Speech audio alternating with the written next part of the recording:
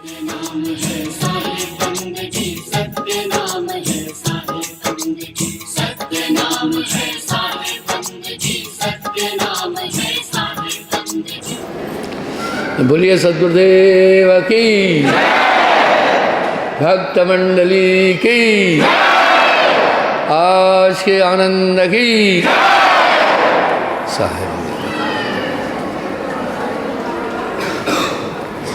सर्वप्रथम सबको दीपावली की शुभकामना। आज दीपावली है। दशरथ गृह राम अवतरिया, अध्यात्म रामायण भी है।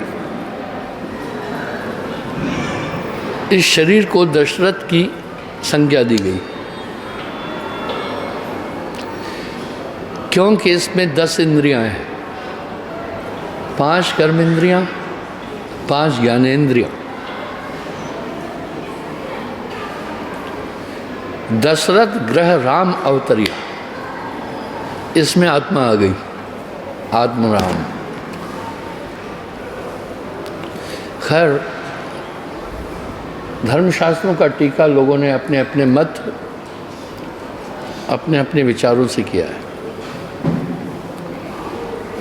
उठो राम भंजो भवतीरा। व्याख्याकार क्या कह रहे हैं? हे राम, अर्थात हे आत्मा, उठो, भंजो भवतीरा, ये तीर है, भवतीर, इसको तोड़ो, ओम पर जाओ। मन को रावण की संज्ञा दी है और सद्बुद्धि को सीता। हे आत्मदेव, तुम्हारी सद्बुद्धि रूपी सीता को रावण ने हर लिया है।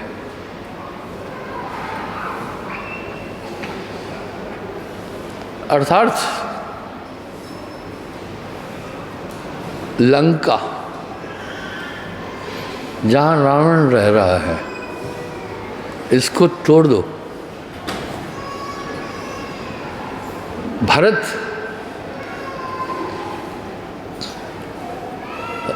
भरत समान को राम सनेहू,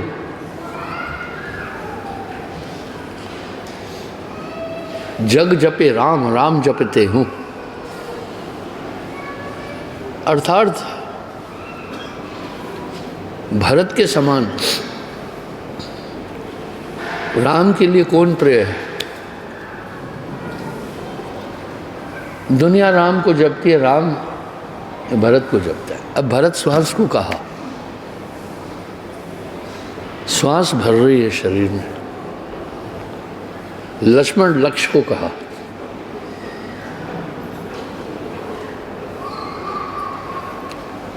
अर्थात व्याख्याकारों ने अध्यात्म रामायण का व्याख्या इस प्रकार किया है। सच भी है, राम धन आयण, राम जी का रहने का स्थान काया। साहब ने इस काया पर बहुत कुछ कहा, आप इसे समझना। कबीर का गाया गाएगा, 3 लोक में मार खाएगा। कबीर का गाया बूझेगा तो अंतर्गत को सूझेगा।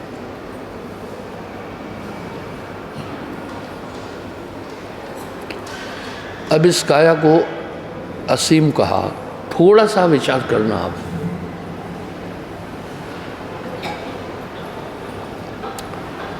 अभी तक इस धरती पर रहने वाला मानव ईश्वर के स्वरूप और अस्तित्व पर एक मत नहीं हो चुका, नहीं हो पाया है। कोई सरगुण में रीझ रहा, कोई निर्गुण ठहरा है। अटपट चाल कबीर की मुझसे कहीं न जाए। अभी यहाँ साहब क्या कह रहे हैं? ये काया है समरथ केरी,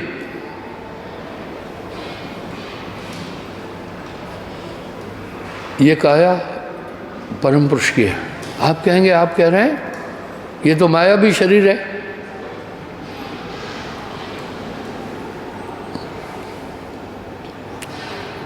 यहाँ प्रतिरोध लग रहा है। अब साहेब वाणी में कह रहे ये काया है समृत केरी, काया की गत काहू नहरी। इस काया को कोई नहीं समझ पाया। कबीर काया अथाह है, कोई वर्णा जाने भेद। अथाह है, इसका भेद कोई वर्णा जानता है। शिव गोरख सो पचपच आ रहे, इस काया का भेद न पाए।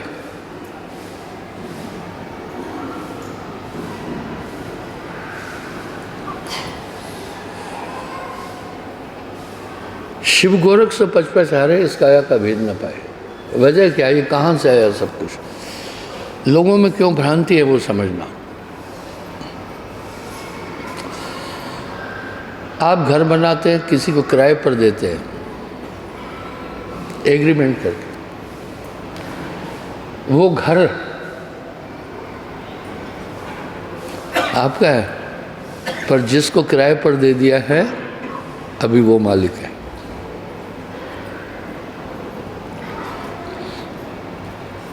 आओ पहले हम देखते हैं ये काया किससे बनी है। जैसे ये बिल्डिंग है, इसको कहते हैं RCC, रॉड लोहा, C सीमेंट, C कंक्रीट।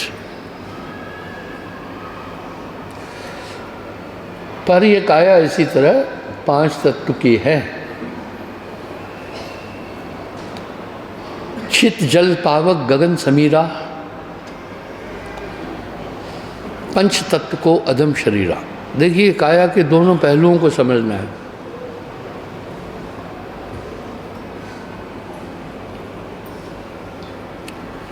कहीं इस काया को अधम कह दिया, कहीं कहीं काया को सुरदुर्लभ कहा, देवताओं को भी नहीं मिलने वाली। व्याख्या आ रही है, देखिए गोस्वामी जी भी यही कह रहे हैं। छित जल पावक गगन समीरा, छित पृथ्वी, जल पानी, पावक अग्नि, गगन आकाश, समीर हवा, पंच तत्व को अधम शरीरा। भाई थोड़ा विचार करना, इसको अधम कहा। दूसरे स्तर पर जाकर के गोस्वामी जी क्या करें, सुर दुर्लभ मानव तन पाया। सुर दुर्लभ, देवताओं को भी नहीं मिलने वाला मानव। श्रुति पुराण,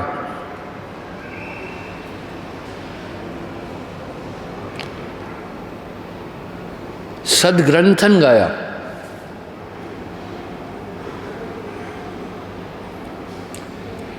श्रुति वेद पुराण सदग्रंथ कह रहे हैं, तो क्या गोस्वामी जी क्या कह रहे हैं। एक पहलू में तो जाकर कह रहे हैं छित जल पावक गगन समीरा, पंच तत्व को अधम शरीरा। एक पहलू में जाकर कह रहे हैं सुर दुर्लभ मानव तन पाया। पहले पहलू में कह रहे हैं बड़ा अधम है, नीच है शरीर। दूसरे में क्या कह रहे हैं, धन भाग जगी रहे, मानुष देह मिली रे मिली।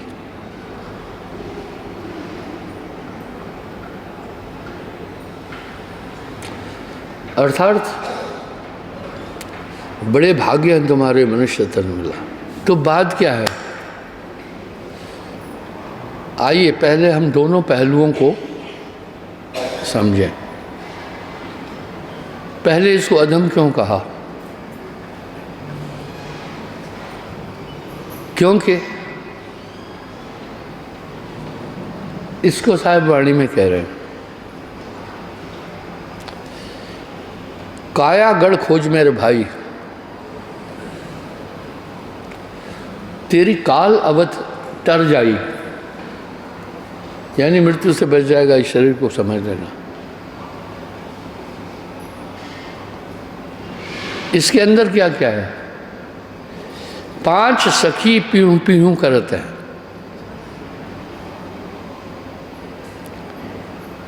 भोजन चाहत न्यारी न्यारी। ये 5 सखी क्या? सहेली। इंद्रियां स्त्रीवाचक है।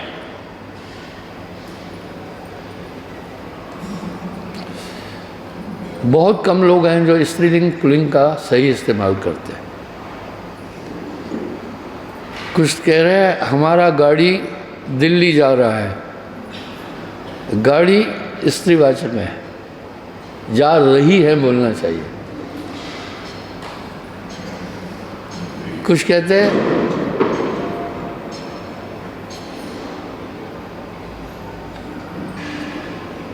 नदी बह रहा है, गलत है। नदी स्त्रीवाचक है, नदी बह रही है,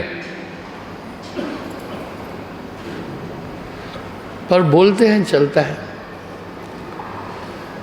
5 सखी क्यों बोला? सखी किसको कहते हैं? आजकल इसको लड़कियां कह रही है फ्रेंड। फ्रेंड पुरुषवाचक है, सखी स्त्रीवाचक है। पहले हमारी माताएं बहनें अपनी सहेली को सखी बोलती थी, आजकल फ्रेंड बोलते हैं। इंद्रियां स्त्रीवाचक है, इसलिए यहां साहब ने इंद्रियों को सखी की संज्ञा दी। क्यों दी? 5 मिली जुली है, 5 एक दूसरे की सहायक है।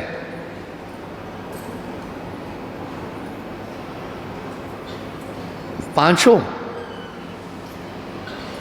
एक दूसरे की मदद पूरी करते हैं। ये इंद्रियां बड़ी चुगल चोर है। कुछ लोग ऐसे हैं जो बात को हजम करते हैं, बाहर नहीं करते हैं। कुछ लोग ऐसे हैं उनसे बात रुकती नहीं है। मेरे इर्द गिर्द भी कुछ ऐसे लोग हैं जिनके आगे बात करने में मैं डरता हूँ, उनके पास बात रुकेगी नहीं।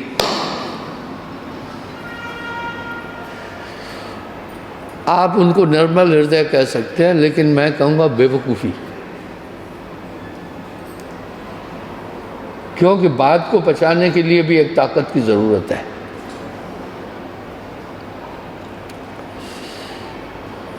दूसरी बात, माताओं बहनों के पास बात रुकती नहीं है।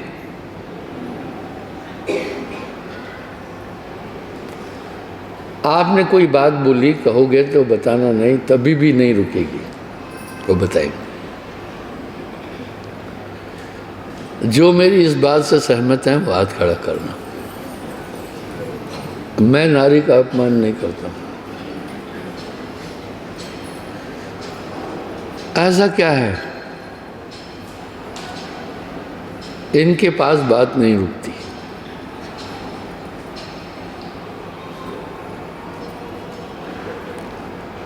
और चर पचर इनमें ज़्यादा है। उसकी बात इधर, इसकी बात उधर, ये दूसरे के विषय में है बात, चर पचर। इसका एक कारण है। जब अर्जुन ने कर्ण का वध कर दिया, कुंती बहुत व्यथित हुई।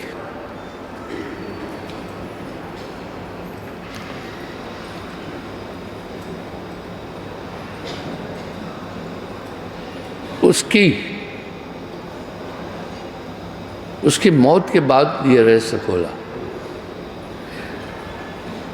युधिष्ठिर ने कहा,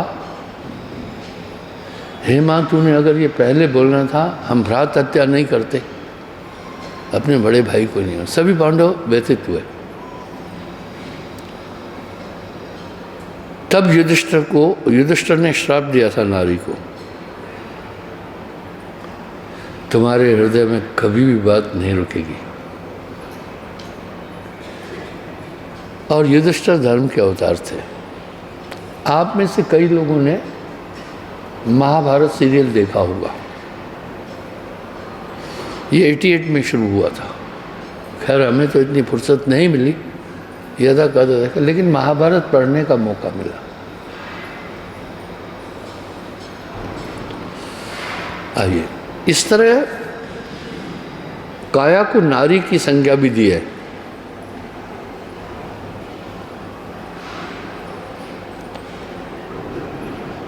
इसको प्रकृति और माया भी कहा है। काया माया एक ही जानो। देखते हम इसमें क्या क्या कंटेंट है। 5 सखी पीहू पीहू करते हैं। क्यों अदम शरीर कहा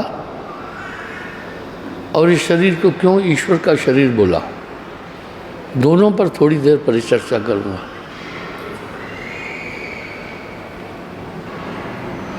क्योंकि इसमें 5 इंद्रियां हैं।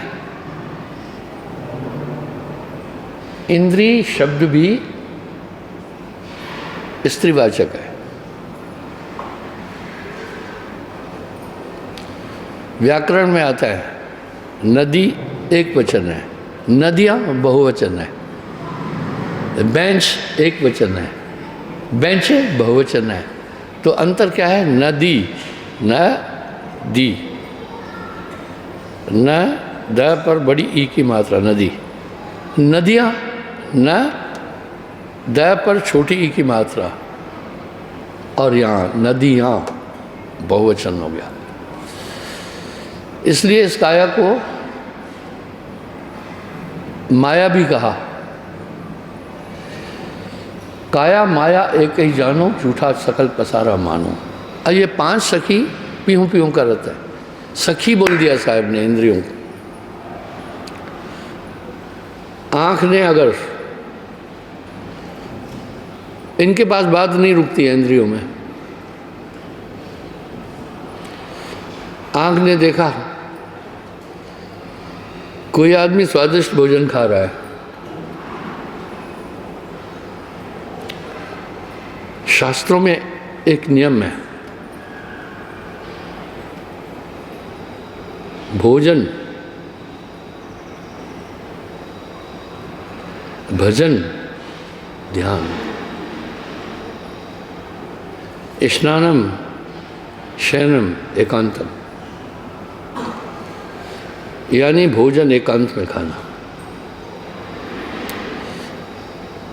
भोजन खाते समय कंसंट्रेटली रहना। सवाल उठा, भोजन एकांत में खाना और कंसंट्रेटली खाना क्यों? क्योंकि अगर आप भोजन लबड़ लबड़ खा रहे हैं तो साबित भोजन चला जाएगा पेट में, वो डाइजेस्ट नहीं होगा, गैस बनाएगा। मैंने अपने जीवन में एक आदमी को देखा जो सही भोजन खाने वाला था। अगर आप मुझसे पूछें तो मैं भी सही भोजन नहीं खाता हूँ। कई बार मैं आइल सीट पर था, वो लड़का मिडिल सीट पर था, विंडो सीट पर कोई और था। उसने कुछ खाना शुरू किया, ठीक 1 घंटा लगाया उस चीज़ को खाने। बाकी लोगों ने वही 10 मिनट में खा पी करके वो कर दिया।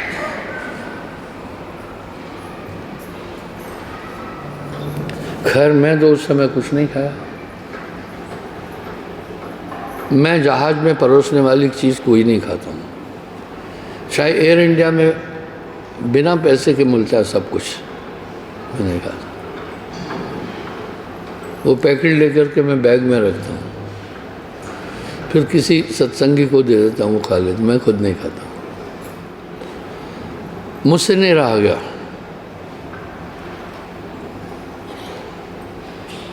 मैंने, और बड़ी सादगी वाला लड़का था, यंग था। अगर आप में अपनापन है ना तो सभी आपके मित्र हैं। मुझे जिससे भी बात करनी होती है खुली कर लेता हूँ। आत्मवतम सर्वभूतेषु, मैं नहीं झिझकता। एक पायलट लाल धागे बांधा और जल्दी जा रहा था, एरो ब्रिज पर मैं भी था। मैं जान गया ये लेट हो रहा है, इसलिए जल्दी में प्लीज़ प्लीज़ कहता हुआ सबको कवर करता जा रहा। एक कहावत है, एयर इंडिया के पायलट अक्सर लेट आते हैं और ब्रिटेन के पायलट अक्सर सोते हैं, फ्लाइट जहाज उड़ाते हैं। मैंने भी कदम बढ़ाया, उसके साथ हो लिया। मैंने कहा पायलट साहब नमस्कार। बोला जी नमस्कार। इसके बाद वो मुझसे बदतमीजी नहीं कर सकता, पहले ही मैं उसे बाउंड कर दिया। ठीक है, मैंने कहा ये धागा बांधना है क्या है? बोला लोग बांधते हैं वैसे ही। मैं बोला इसका नुकसान समझते हैं क्या? मैं बोला सिंथेटिक कलर है इसमें, उसमें डेंजर केमिकल्स हैं, लगातार अगर ये बांध रहेंगे कलाई पर सफ़ेद दाग हो जाएगा। यही माताएं बहनें जो वेलवेट का टीका लगाती हैं यहाँ कई को मैं देखा सफ़ेद निशान हो जाता है। उसने कहा थैंक यू, ओके। पायलट ने कहा ओके, आपने बता दिया। उसने खोलकर थ्रो कर दिया। हाय, पूछ लेता हूँ, बात कर लेता हूँ। रूल था कोविड के टाइम पर कि आप मास्क उतार कर नहीं बैठेंगे, तब आप पर ये आपराधिक काम होगा, आप पर कानूनी कार्रवाई हो जाएगी। और कई ऐसे लोगों पर कानूनी कार्रवाई हुई। एक एयर होस्टेस ट्रॉली लेकर सामान बेच रही थी।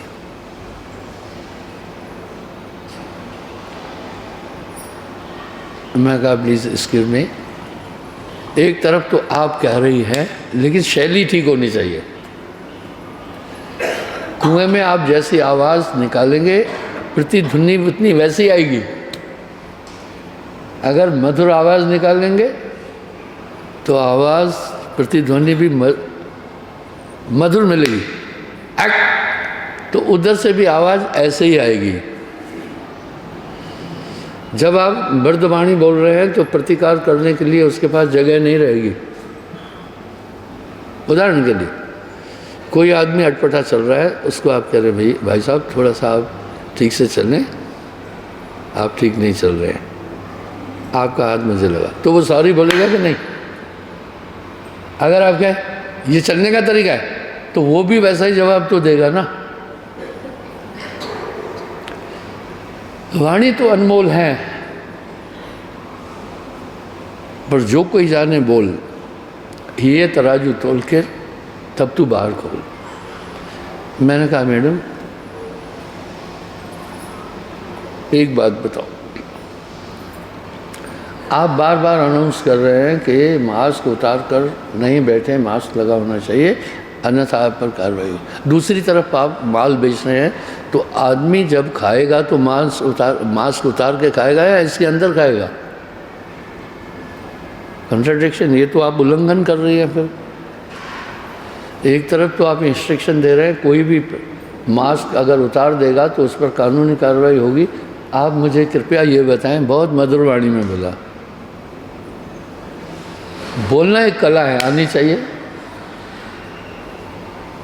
वाणी तो अनमोल है, जो कोई जाने बोल, ये तराजू तोलकर तब तू बाहर खोल।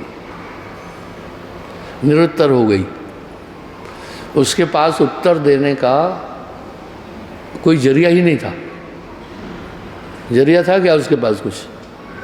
भाई एक तरफ तो आप कह रहे हैं कि मास्क पहने रखें और प्रॉपर लगाएं, यहाँ भी कुछ फैशन के तौर पर मास्क लगाते हैं। मेरे पास आते हैं लोग बहुत, परंतु उन पर टूट पड़ता है। पहले कहता है मास्क लगाओ, वो लिहाज नहीं करता किसी को। तो यूँ आता है, ये क्या कोई फैशन है कि जैसे लड़की ससुर के आगे चुन्नी ओढ़ती है वैसा ही है क्या कुछ? Proper mask apply proper mask, नाक भी कवर करो, मुंह भी कवर करो। वो कह भी रहे हैं प्रॉपर तरीके से मास्क लगाओ। मैंने बोला मैडम एक बात बताओ, वहाँ मैंने उसे रोका, उससे मुझे कुछ नहीं खरीदना था। एक तरफ तो आप कह रहे हैं कि दंडनीय अपराध है मास्क उतारना, ठीक है, आपने कुछ लोगों को दंड भी दिया है। दूसरी तरफ आप सामान प्रोवाइड कर रहे हैं, तो जो आदमी सामान खाएगा मास्क नहीं उतारेगा, तो फिर ये कैसी पॉलिसी है? आपको सामान नहीं बेचना चाहिए, गलत है। चुप हो गई, बोला सर ऊपर से ऑर्डर है। वो लड़की चुप हो गई। मैं कहा आप खुद विचार करो ना, आगे जवाब नहीं था। वाणी तो अनमोल है, पर जो कोई जाने बोल, ये तराजू तोल कर तब तू बाहर खोल। आइए, इनको सखी क्यों कहा? ये सब इंद्रियां आपस में गुथी हुई है। उदाहरण के लिए आपने देखा कोई खा रहा है, कई बार कोई आदमी, कोई बात नहीं, खांसी आ गई तो क्यों, उसको अपराध तो नहीं कर दिया ना कुछ।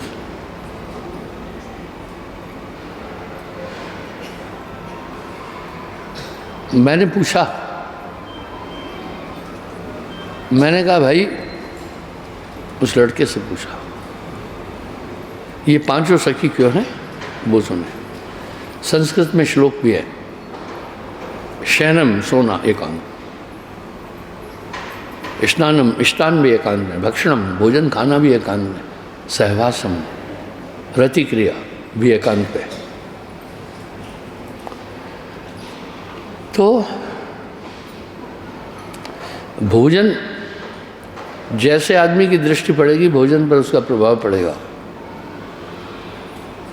क्या होगा? इसलिए भोजन एकांत में खाना है, और भोजन खाते कभी बात नहीं करनी है, गलत है। मैंने उस यंग लड़के से पूछा, पहले मैं कहा इसको खाने दो,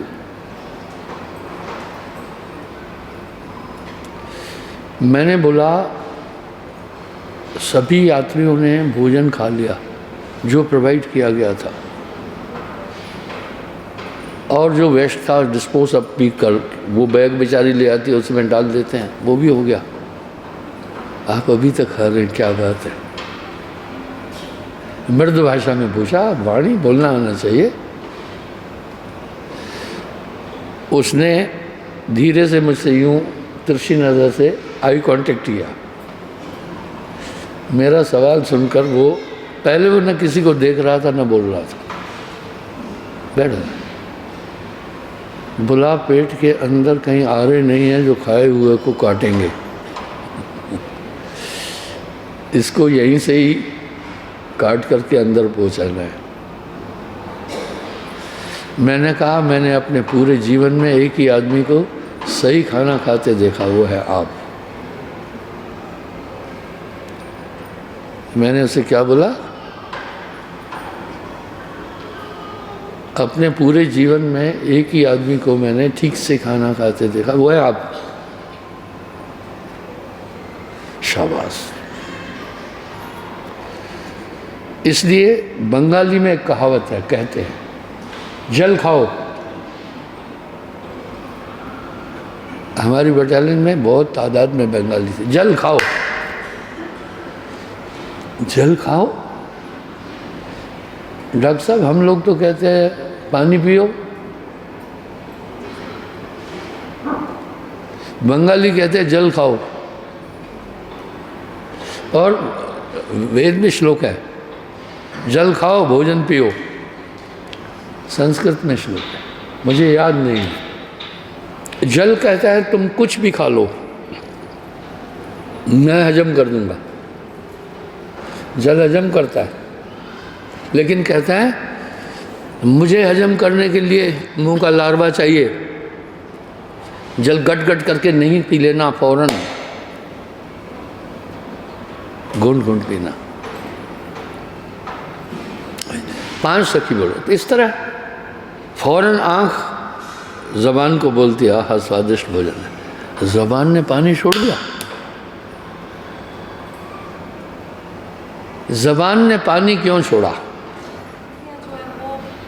लाल ग्रंथियों ने देखा ही नहीं, उनमें आँख नहीं है। आँख ने उसकी हेल्प की। कैसे हेल्प की? इंद्रियों की हेल्प करती है सही। Very good. ऐसा नहीं है कि जो मेडिकल साइंस है जीरो है, नहीं, वो भी शरीर की क्रियाओं को काफ़ी हद तक समझती है। एक चुटकुला बताऊं? हमारी एक भैंस थी, भैंस ने एक कट्टी दी, वो सफ़ेद रंग की थी। आपको सफ़ेद भैंस देखनी है तो आप अभी भी देख सकते हैं, इधर गुजरों का बेड़ा है हमारे खेत के पास आगे जाकर, उसमें कुछ भैंसें गोरे रंग की हैं, उनकी कटियाँ भी गोरी हैं। तो वो मैंने लोगों को कहा यहाँ किसी पशु को कोई भी भोजन नहीं देना। लोग क्या करते थे, पहली बात तो यह है नारी को और गाय को लात कभी नहीं मारना है। इसका मतलब गाय को डंडे मारना क्या? नहीं, ऐसा नहीं करो, मारना ही नहीं है। अगर तुम आक्रोश में हो तो भी होश में मारना, लात नहीं मारना। गाय को भी लात नहीं मारना, नारी को भी लात नहीं मारना, ये नारी का भयंकर तिरस्कार है। ये सब कनेक्टेड है। तो हमारी उस गाय को, भैंस को क्या किया? अब आपसे सवाल होगा मेरा, लोग हमारे जो बचता था उनको जाकर देते थे पशुओं को, और पशु चावल, उबले हुए चावल कभी नहीं देना, पेट अफरा जाएगा। वो कट्टी जो थी उसकी मुझसे बड़ी अटैचमेंट थी, उसका मैंने नाम ही गोरी रखा था।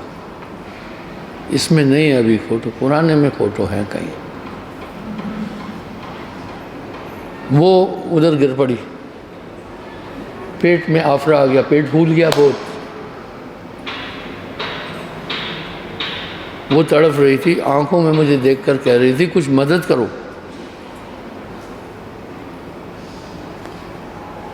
जब मैं वहाँ पहुँचा, उसको आवाज़ दिया, उसने मुझे देखा और निगाहों में कह दिया हेल्प करो। इतने में इनकी तरह एक डॉक्टर, ये वेटनरी डॉक्टर है पशुओं का, एक आदमियों का डॉक्टर था। मैंने कहा डॉक्टर साहब कुछ अपनी कला लगाओ। पता है वो हंसकर क्या बोला? बोला ये पशुओं का डॉक्टर ही कर सकता है, हम नहीं जानते। मैं बोला कैसे नहीं जानते? अरे पेट अफरा जाता है आदमी का कुछ खाने के लिए तो कुछ दवा देते हो कि नहीं? वही इसको दे देते हैं। डॉक्टर साहब क्या क्या है? डिफरेंस है। आपके डाइजेशन में और गाय के डाइजेशन में फ़र्क नहीं है। पर मैंने कहा डॉक्टर साहब कुछ कला लगाओ अपनी, डॉक्टर हो। डॉक्टर हेमराज हंस पड़ा हंसकर मुझे कह रहे हैं इनका कुछ चिकित्सा सिस्टम अलग है। मैंने कहा क्या अलग है? आदमी का पेट अफरा जाता है तो कुछ दवा देते, वही दवा इसको भी दे। खैर बड़ी मुश्किल से उस गाय को हमने बचाया, भैंस को। मुझे बहुत प्रेम करती थी, कभी कभी यहाँ भी आ जाती थी।